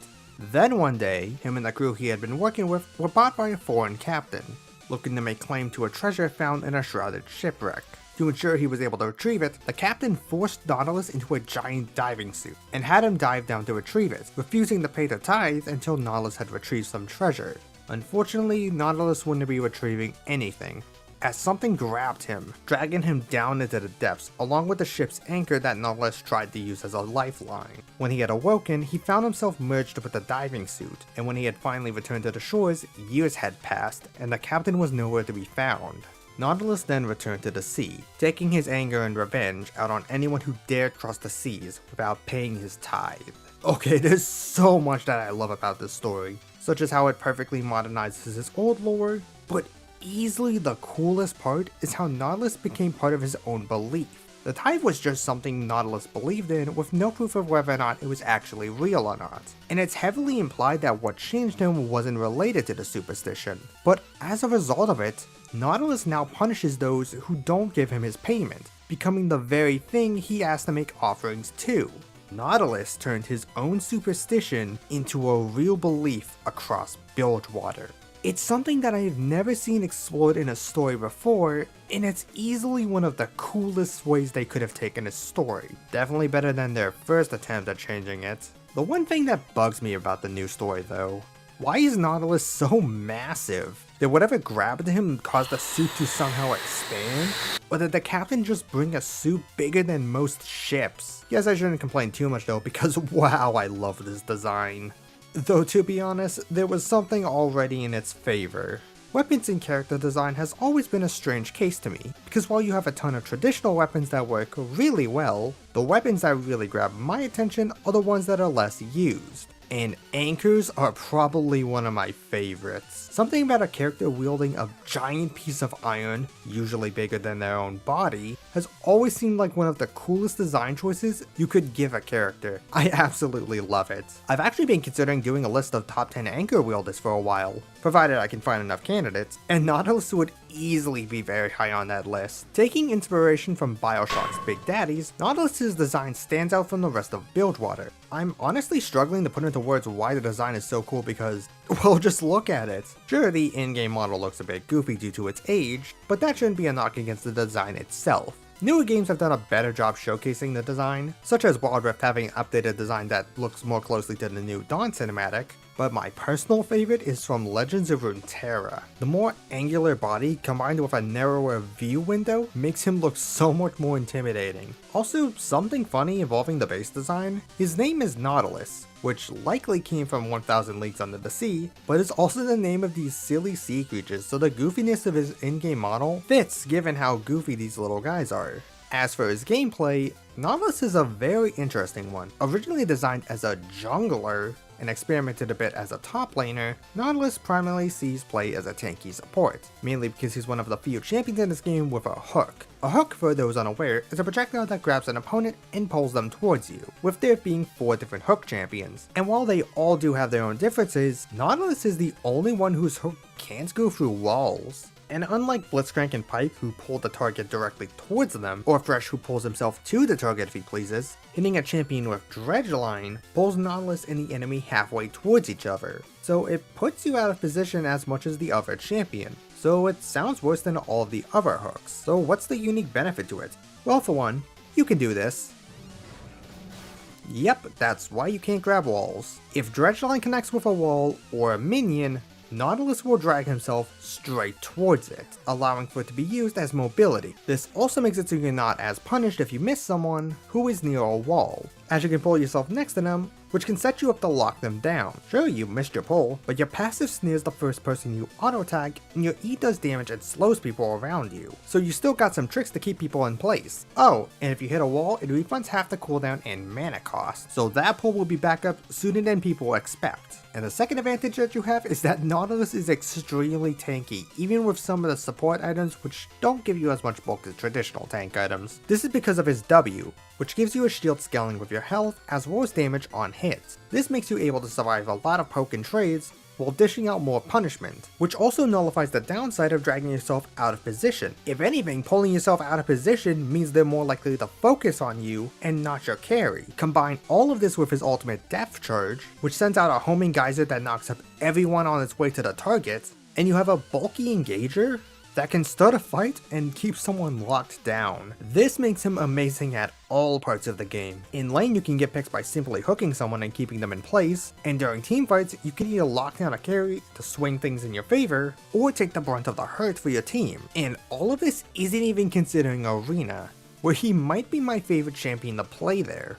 Not only does he synergize super well with a ton of augments, but as I mentioned during Sejuani's segment, the prismatic tank items are absolutely amazing, especially on him. Cruelty, Pyromancer's Cloak, Darkhold Gauntlet, and especially Force of Entropy. You thought all that CC was devastating already? Well, now it crits and locks you down even longer. Everything about Nautilus is just wonderful. Any issues I have with him are nitpicks and are completely eclipsed by all the positives that I can say about him. Really, the only thing I have left to answer is, why didn't he take number 1 if he's so perfect?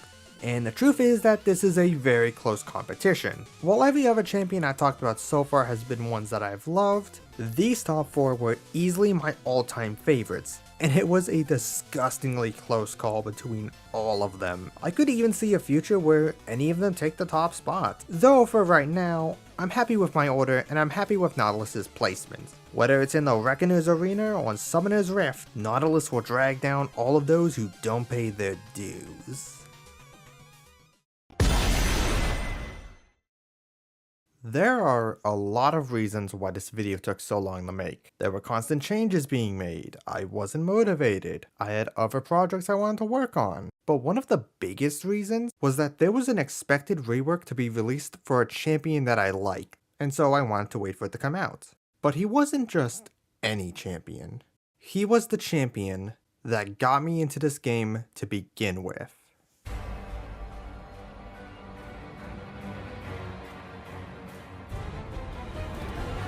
This is probably going to be one of the hardest champions to talk about, mostly because I had to keep myself from playing defense when it came to a lot of things. Skarner's rework was one of the most anticipated reworks we've had in a long time, taking more than a year to even get information about it, and it being expected to happen for at least half a decade, and naturally, a lot of Skarner mains weren't happy with the results. And as for me, who put a ton of hours into the Scorpion, and obviously had him on this list previously, I have to say that the new Skarner did not move a spot on the list. He was 3rd before the rework, and he's 3rd afterwards. Though now it's for different reasons, so let's talk about the laundry list of changes he has. And start off with the biggest one that got a lot of people riled up, the new lore. I mentioned in the previous segment that Nautilus has my favorite lore of any champion, and that is still true. But Old Skarner was a very close second, telling the tragic tale of the last alive member of the Brackern, a race of crystal beings that buried themselves underground to avoid conflict, only to be dug up and harvested by the Piltovans in order to create Hextech. Skarner now wandered alone, following the faint voices of his kind lost to the wind. It was extremely good, and it led to my favorite color story, Dream Song, which I absolutely recommend reading even though it's no longer canon. It was the one thing everyone loved about Old Skarner. But since Riot was pushing Arcane to the masses and they wanted to make it canon and didn't want to include all those moral quandaries that came with the fact that Piltover was harvesting living beings to power their TVs, they decided to retcon all of that away. Now the Brackern are giant creatures that originally taught Ishtal the first earthbending techniques, with Skarner staying after becoming a bit overprotective of them. He would watch them grow as if they were like his children, and like an overprotective parent, he would become horrified after seeing the types of people they were hanging out with. After nearly losing the Ishtal people during the fall of Shurima, and Enkathia imploding soon afterwards, Skarner felt it was best to isolate the region, cutting the culture off from the rest of the world, while he himself would bury underground. It was such a radical departure from what Skarner was that it doesn't feel like the same character, and I completely understand how people would be very upset about that. But, to play devil's advocate, I don't hate it at all. A lot of people hate how Skarner comes off like one of those boomer parents that thinks everyone else is out there to get them and their family, and if you have issues with that, I completely understand. But personally, it doesn't bother me because not only is the story not saying he's right in that belief, he's also not entirely wrong. Shurima did fall. Enkathia is a purple wasteland, and the first region to interact with Ishtal in years, Piltover, is harvesting it for resources. Skarner is completely justified in his fears. It's just that his means are just as damaging as what he's trying to protect his people from. He's doing the wrong thing for the right reason. Now let's compare this to Qiyana's motive, a champion he is stated to be a rival to.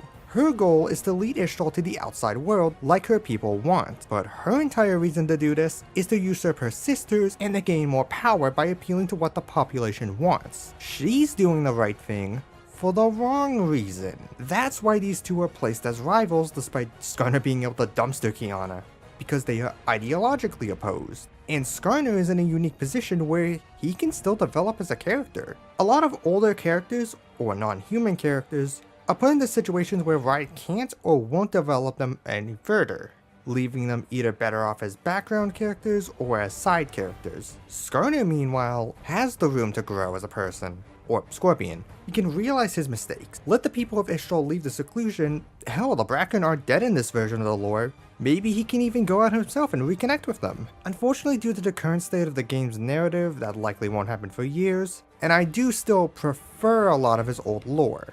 But I'm not gonna lie and say that I hate it. Well, that was already a lot to unpack, and we're already just scratching the surface on why he's here. So let's actually start scratching it a bit more and look at his surface. Because hot damn, this design is cool.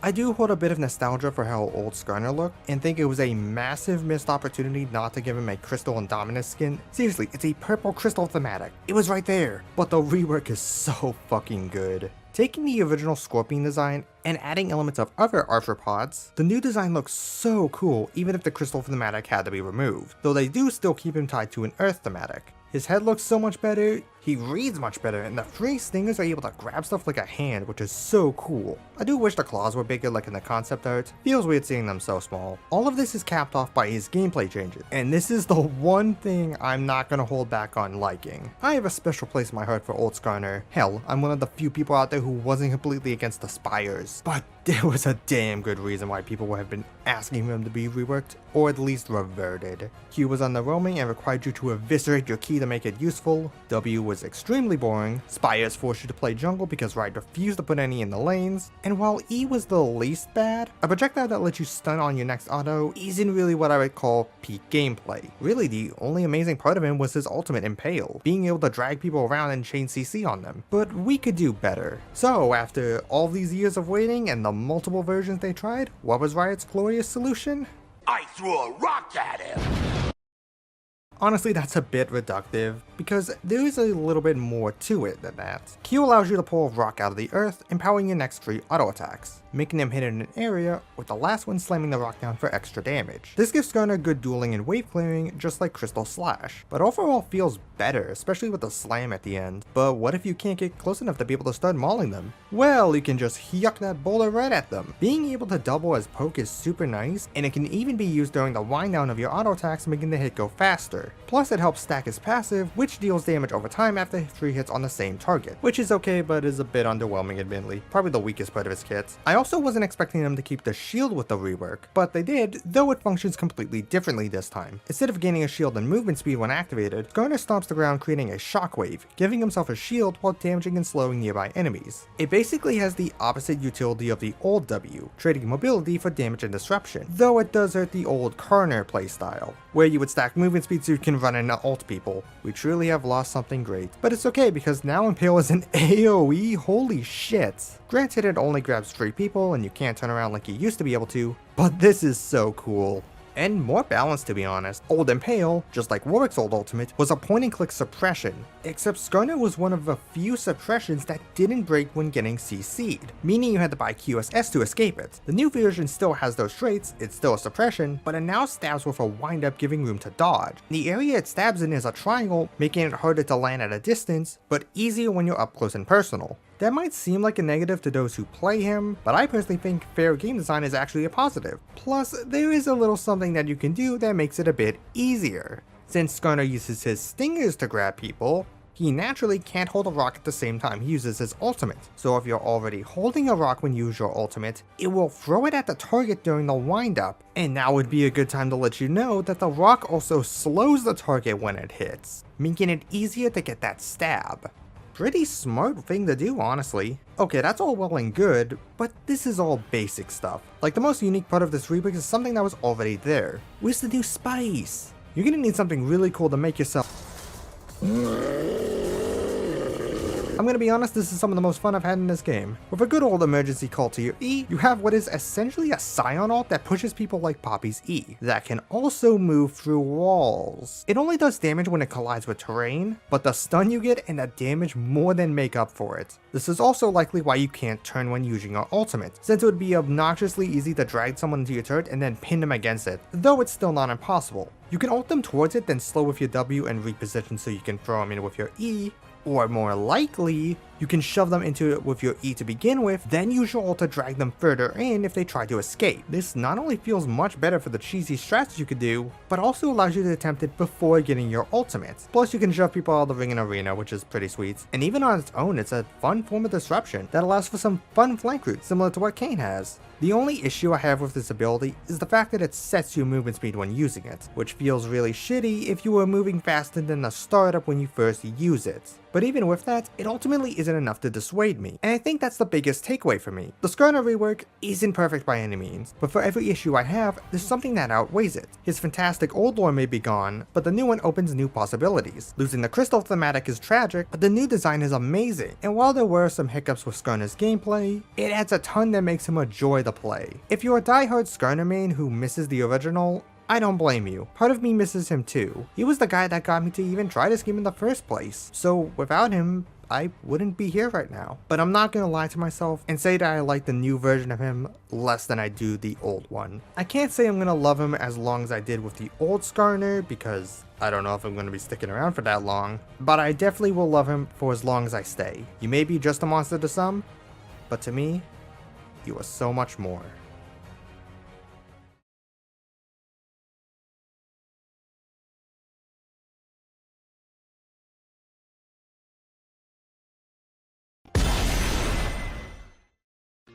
We're reaching the end of this long journey, with just 2 more champions left to talk about. Throughout this list, we've seen characters with stories that will stick with me for years to come, designs that have inspired me to improve my own work, and gameplay that has been at the peak of design. Now, if we take all of those aspects, mix them together, and what we have is a character that by objective standards, isn't very good.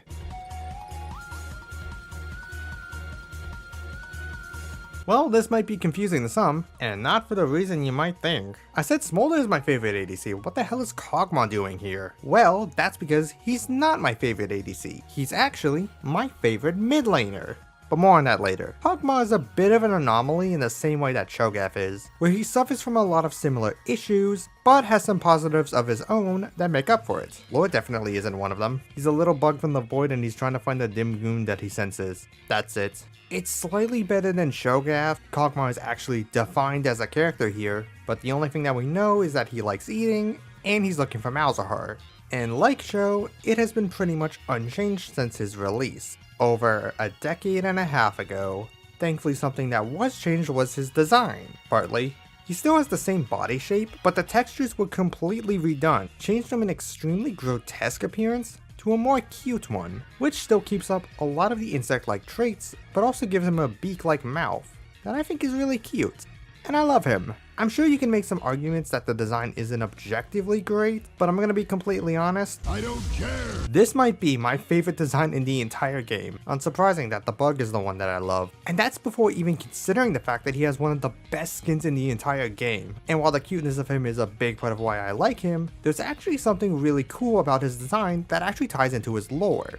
See, he attacks by spewing acid, and in both lore and voice lines, he constantly talks about being hungry, and while the original particle effects for him looked very barfy, it acted more like acid and now has a very acid-like texture. So we have a character who spits acid at you, that seemingly comes from the stomach, and is constantly hungry. Kog'Maw is essentially attacking you with stomach acid, which is extremely clever since your body produces it to digest things, and with him being constantly hungry, he's most likely going to be constantly making the stuff, meaning that in turn, he has more of it to attack you with. This probably wasn't something intentional and is likely me overthinking it, but it's an extremely cool thing that I noticed. But now we have to talk about the most interesting part about Kog'Maw, his gameplay.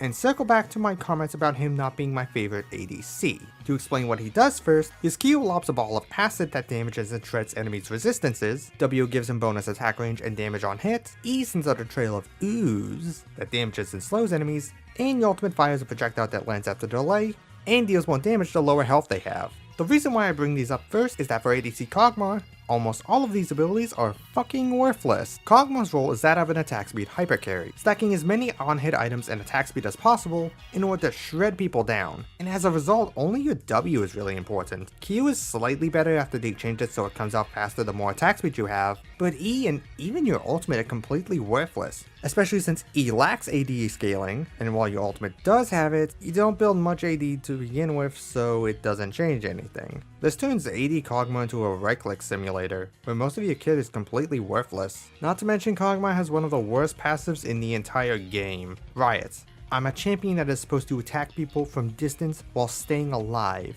Why did you give me a passive that requires me to die near people? I guess I'd rather play AD Kog'Maw over a lot of other ADCs, but that's more because I like Kog'Maw in general rather than because I like this playstyle. But real Kog'Maw players know that there's another way, a playstyle that doesn't have any of these issues. One where all of your abilities are good, where you do more than right click, and that is infinitely more fun than ADC. AP Kog'Maw. With a simple change in itemization, everything becomes so much better.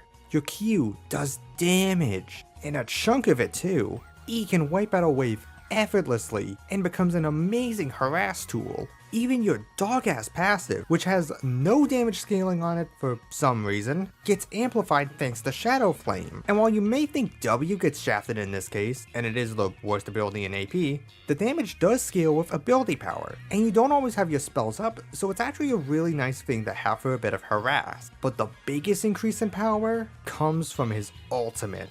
Living Artillery goes from being one of the most mediocre ultimates in the entire game to being my absolute favorite, and that is no exaggeration.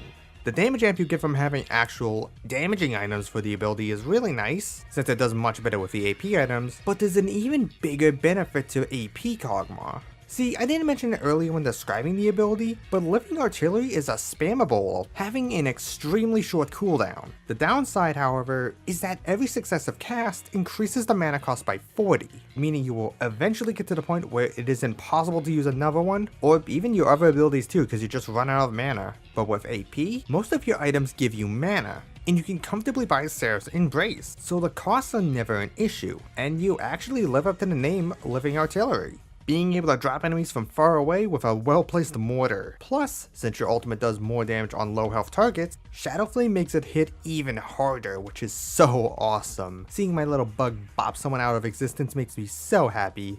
And to be honest, I think that is actually the biggest thing that got Kog'Maw so high on this list. He just makes me happy. A former Countdown maker once referred to this feeling of liking something just because it makes you happy as pure endearment, and I think what she described perfectly encapsulates Kog'Maw for me. I love seeing this silly little guy, I love his goofy little waddle, I love the small little hands and the big old eyes. It's the same thing as something like Maractus, where them just being here brightens my day. I could have joined this game at any point, but I'm glad I was able to while this little goober was in the game. And unfortunately there may be a future where they aren't. During the latest VGU poll, latest isn't 3 years ago, Kog'Maw was on the poll, and even managed to beat Nocturne the fucking loser. However, during the dev insights, they explicitly said if they reworked him, they intended to remove all of the cuteness from him in order to make him more like other Voidborn, and would kill AP Kog'Maw if it would make AD Kog'Maw better. This would basically nuke him from existence. Kog'Maw doesn't have any actual personality, but due to him being so cute, he has basically taken on the personality of a cute little baby man in the eyes of the community, which actually sets him apart from all of the other Voidborns, being the only one that isn't a monster. So changing him to be like the rest of them removes what little Kog'Maw has going for him, to basically add nothing. And I think I've made it very clear why killing AP Kog'Maw would be fucking awful.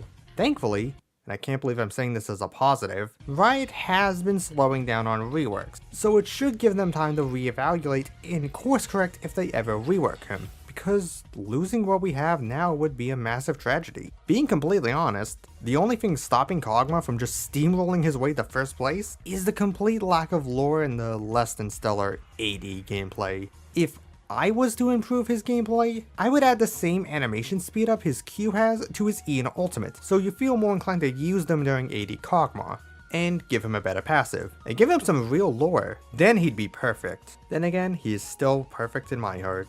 But despite that, we still have one more champion left to talk about.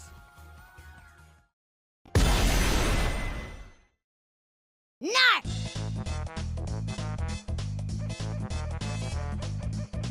Wow, what a surprise.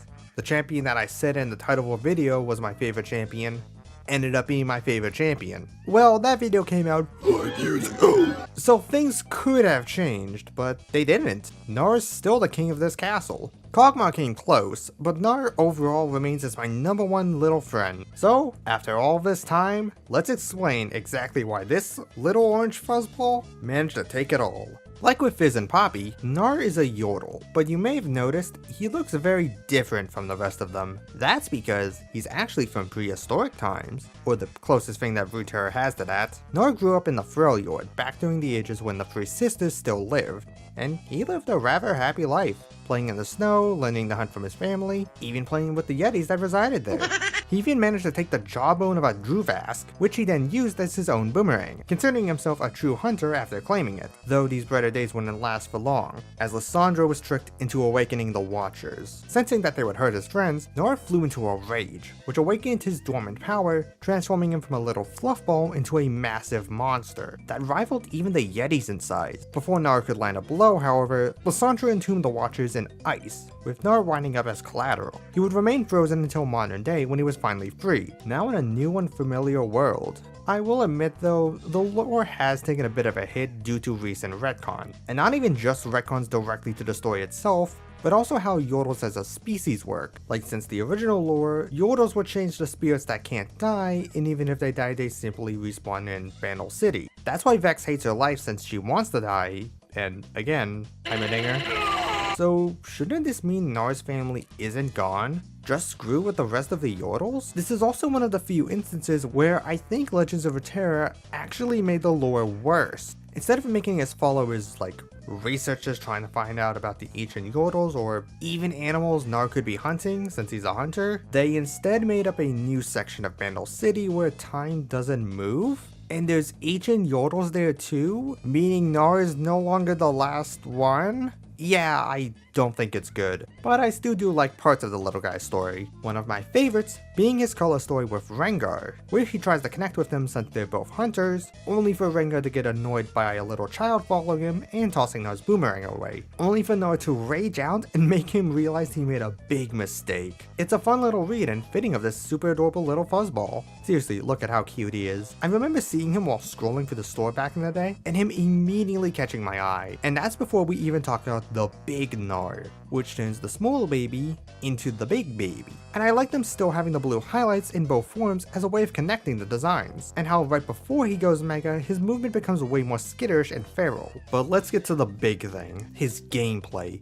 because there's a lot to talk about. Like Shyvana, Gnar is a transforming champion, but does it in a way that no other champion has. Most transformation champions either transform the power themselves up, or has a way to change back and forth. Gnar works like a combination of both of these, but with one major difference. Gnar's change is involuntary. Every other champion gets to choose when they transform, but with Rage Gene, it happens on its own. Instead of having a mana bar, Gnar has a rage bar that builds up during battle. This determines how angry he is, and once his meter gets maxed out, Gnar will transform into Mega Gnar after a few seconds, or when he casts an ability while the bar is full, and which form you're in changes how you play. Not only do they have different abilities, which I'll talk about in a minute, but they also gain different bonus stats as well. Mini Gnar gains extra movement speed, attack speed, and range, while Mega Gnar gains extra attack damage, health, and resistances. This directly references how they are meant to be played. Mini Gnar being a ranged tank buster who kites his enemies, while Mega Gnar is a tank that engages the fights. This is further enforced by their abilities. While in mini form, Gnar's Q has him toss his boomerang, which stops at the first enemy hit, before returning back to him, while in Mega form he just throws a massive boulder that does more damage, is bigger, but has startup and doesn't return. Both are really good for poking, but one is better for smaller, more frequent hits, while the other one is better for chunking. His W is where the biggest differences are. Mini Gnar's W, Hyper, is a completely passive ability, making his attacks apply a stack on his opponent that proc at 3, dealing a burst of magic damage while giving Gnar movement speed. Not only does this let Gnar kite easier, but it being max health damage helps him tank bust easier, allowing you to break them down, which can be complemented by Black Cleaver, one of Gnar's best items, especially since it's magic damage and most of your damaging items are physical damage, meaning it can be tricky to itemize against. While in Mega meanwhile, you have Wallop, which slams an area in front of Gnar, damaging and stunning enemies' hits, allowing you to peel those pesky tanks off your carry should they engage, or lock down a carry yourself, though it does have a delay so it's not guaranteed. For both forms, your E just lets you hop forward, but both of them have something special to them. Hop can bounce off an ally or an enemy for some extra distance and gives Gnar bonus attack speed, while Crunch deals extra damage and hits in a larger area. You can also cast abilities during the leap, allowing you to perform some fun combos in the process. This all culminates in his ultimate, Gnar. For Mini Gnar, it's surprisingly a passive ability, simply increasing Hyper's movement speed boost because Riot removed the increased cooldown refund just to spite me. But with Mega Gnar, it's a lot more powerful. Instead, throwing people in the direction of your cursor, stunning them if they hit a wall. This is a fantastic fantastic engage tool, especially since you can cast it during Hop's transformation, allowing you to go from mini to mega before they can even process it. But it can also drag back escaping enemies towards your team or peel for your carries. Really depends on the situation when it comes to its use. And ultimately, that exemplifies one of the biggest reasons why I love Gnar, and really a lot of champions on this list come to think of it. Flexibility. I haven't drawn attention directly to it, but a common positive I've brought up multiple times with champions is their ability to be played in multiple different ways. Sure, some of them are more set in stone than others, but a ton of them have various ways to build them. AP or Fighter Shyvana, Engager Peeling Poppy, the various different builds Graves has, the multitude of lanes Nautilus can go in, even down to simple things like what items are super good on them. All various different ways to play champions that drastically change the experience. While I love playing my favorite things, I'm the type of guy that can get burnt out if I play it a bit too much. It's why I got so many champions to master rank 7 before the changes. I tend to play a lot more champions than most people, and as a result I also play a lot of different roles. And as shocking as this might sound, but Gnar is the champion on this list that I took the longest break from playing, mainly because I usually played with friends and other people wanted to play top lane. One of the issues Gnar has is that he's hard locked to top lane due to his design. Mega Gnar can be a powerful form of engage, but also gets absolutely destroyed by champions in bot and mid lane. He doesn't have good enough wave clear to jungle effectively and lacks the utility of being a support. So why am I talking about flexibility when Gnar is hard locked to a certain lane?